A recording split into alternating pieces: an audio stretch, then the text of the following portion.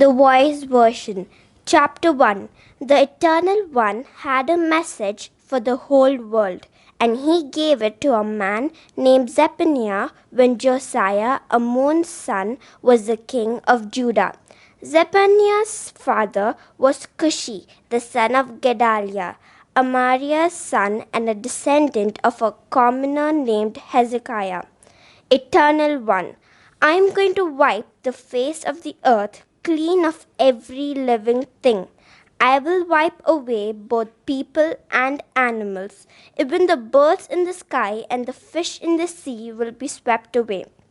Rubble and ruin will be all that is left with the wicked. When I cut off humanity from the face of the earth, I will use my powerful hand to crush the people of Judah and those who make Jerusalem their home. I will remove from this place every reminder and remainder of false divine masters. The names of those pagan priests will be forgotten along with my priests. I will use my power against those who worship creation, those who bow down on their roofs before the multitude of stars in the heavens, and against those who bow down and pledge allegiance to both the Eternal One and false gods such as Milcom, god of the Ammonites. I will use my power against those who used to worship with the Eternal One but turn their backs and no longer follow me. They don't look to me anymore for help and guidance. Keep quiet now. You are standing before the eternal Lord because the day of the Eternal One is near. His judgment is coming. He has prepared the sacrifice and he has chosen his guests with care. On the day of the eternal sacrifice, this will happen just as he describes. Eternal One, I will punish the rulers of Judah and those born to royalty, and those so enamored with foreign ways that they don't act or dress like my people anymore. On that day, I will punish those who jump temple thresholds fearing pagan demons, those who exchange true religion for silly superstition, and those who use violence and betrayal to steal from others in order to make themselves and their king rich. On that day, you will hear cries from all over the city of Jerusalem. First, a cry for help from the fish gate on the north side of the city. Then, a wailing cry from the newly built second quarter. Then, crash! Stones are falling, breaking. Sounds of destruction are coming from the suburban hill. Cry out, those of you living in the bottom of Jerusalem's southern hollow, because I will stop all the traveling merchants. Everyone with pockets full of money will be cut off. On that day, I will personally search and illumine every dark corner of Jerusalem. I will wipe out everyone who has numbed his senses with the dregs of his own wine, and says, the Eternal will do nothing in our lives, neither helping us nor hurting us. But they are wrong. Everything they value will be taken away. Their houses will be destroyed. They will build new houses and never have a chance to move in. They will plant vineyards and never enjoy a sip of their own wine. I'm warning you.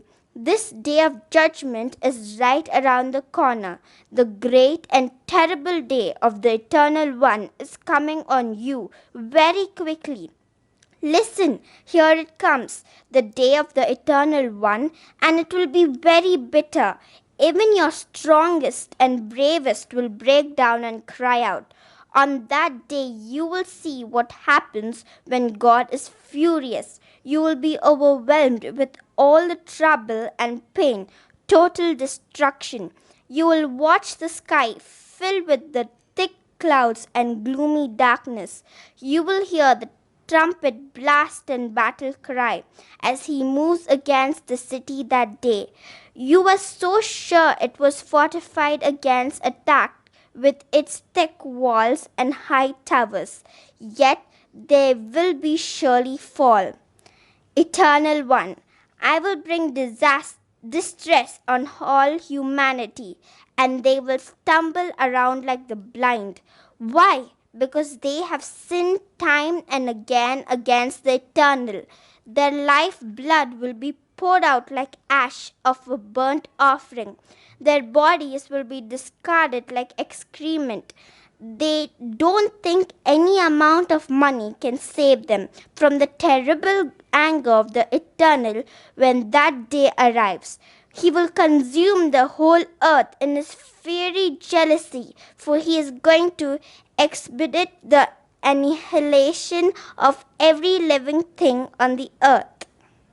Zephaniah chapter 2. You shameless bunch of people, gather together now and pray. Do it while there is still time, before all these terrible things happen. I'm warning you, they are beginning to happen. The day is blown away like chaff. God will not stand by. Do it before the terrible Eternal's anger comes down on your head. Do it soon before the appointed time when his anger rains down over you. Seek the Eternal. Only he can save you, Judah. Call out to him, all who realize their lowly places on the earth, all who are trying to live by his teaching. Pursue what is just and chase after true humility. Maybe, just maybe, the Eternal will hide and protect you from what will happen on that terrible day when his anger is unleashed. As for the Philistine cities off to the west, Gaza will be deserted. Ashkelon will be left in ashes and ruins.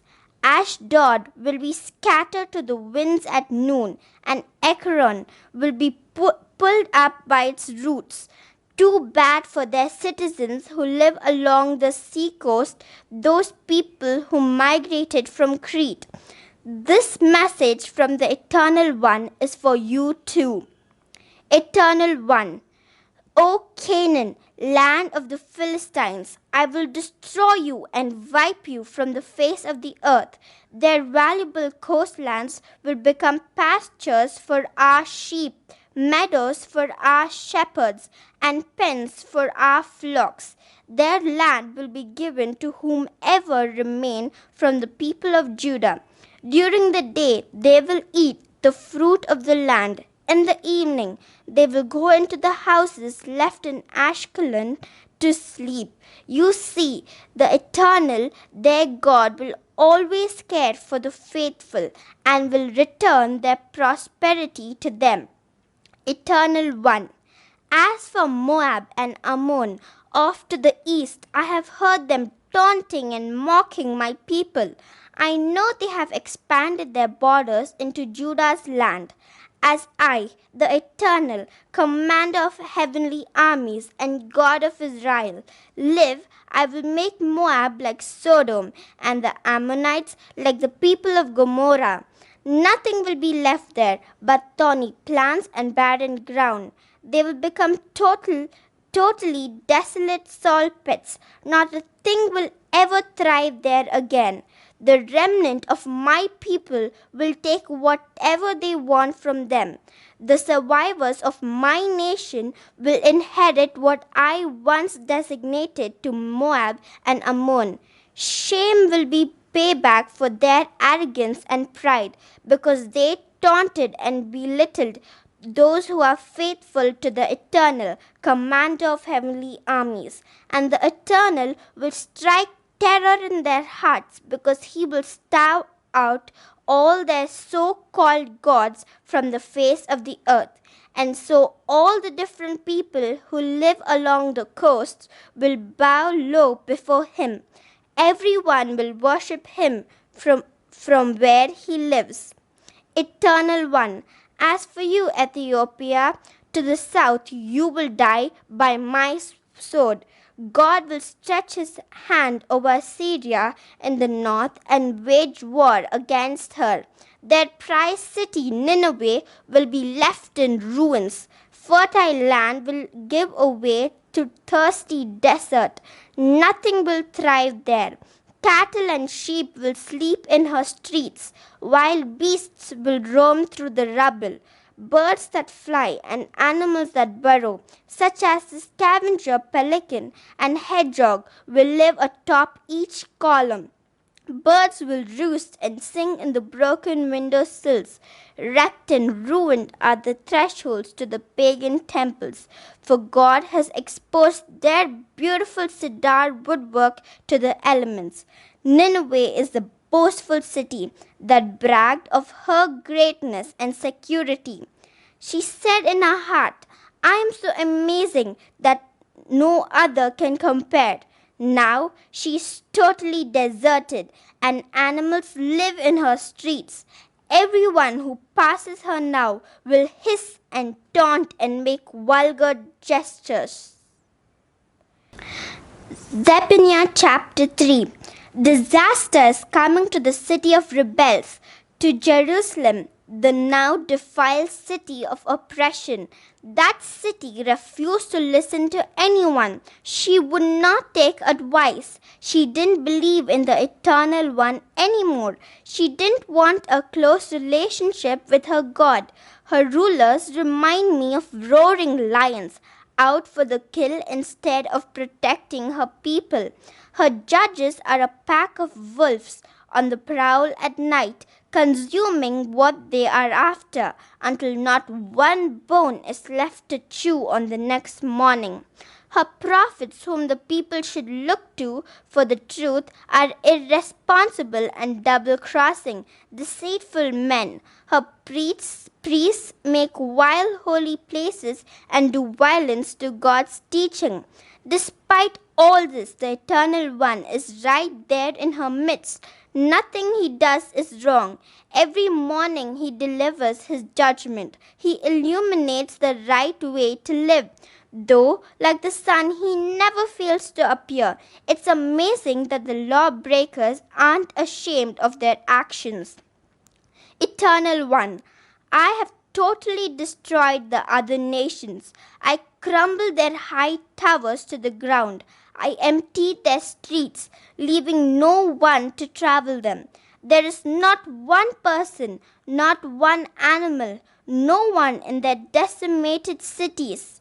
I said to myself, surely my people will honor me. Surely they will listen to me so they can save themselves and their city from all I warned them about and appointed for their benefit. But no, they were even more eager to keep doing all the wrong things. To my remaining faithful, I say, wait and watch for me, because on that day the nations will be called into court. I will rise up against them as my plunder and declare my decision. I will call the nations and their rulers together and pour out my hot anger and frustration on them. All of it will be spent, for the whole earth will be burned up in my fiery jealousy. And then I will transform the words spoken by the nations to pure words, and the people will finally hear my truth. Then all the people will be able to pray to and serve the Eternal One, standing together as part of the same people. My followers, who had been scattered to faraway places as distant as Ethiopia's rivers, will come back to worship me with pure offerings. When that day comes, you won't feel embarrassed and ashamed anymore over all the rebellious things you did in the past. As I said I would, I will remove the proud and arrogant among you. Arrogance and pride will never again be tolerated in my holy mountain, but I will leave afflicted and poor people among you, who will trust the reputation of the Eternal One for strength and protection. The faithful of Israel who remain will not continue to sin. They won't tell lies or try to trick each other ever again. They'll eat well each day and sleep peacefully each night like protected sheep, because nothing will make them afraid. Hooray! It's time to sing, faithful daughter of Zion. It's time to shout out loud, Israel. Be happy and celebrate with all your being, faithful children of Jerusalem. The Eternal One has cancelled his judgments against you. He changed the course of your enemies. The true King of Israel, the Eternal One, is standing right here among you. You have no reason to be afraid ever again. On that day, people will say to the faithful in Jerusalem, "Do not be afraid, Zion. Hold your head and hands high and take courage. The Eternal, your God, is standing right here among you, and He is the champion who will rescue you. He will joyfully celebrate over you. He will rest in His love for you. He will joyfully sing because of you like a new husband." Eternal One, don't be sad anymore about all the time you were away in exile, unable to keep the appointed feasts or worship me in the appointed place. I will gather those who ashamed you, Zion. Keep watching. At the right time, I will deal with those who assaulted you. I will steady those who are lame and about to fall. I will gather those who are outcasts and oppressed. Instead of being filled with shame as they always have been, I will fill them with praise and make them famous over all the world. On that day, I will gather all of you together for one big homecoming.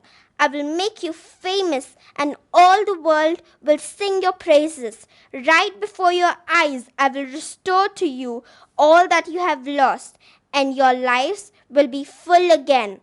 So says the Eternal One. The reading ends here. The message of Zephaniah for us in brief is this. Zephaniah the prophet preached on the topic, the day of the Lord, and God used those messages to bring a revival in King Josiah's time. We too must preach on the topic, Day of Judgment, if we want to see an end-time revival.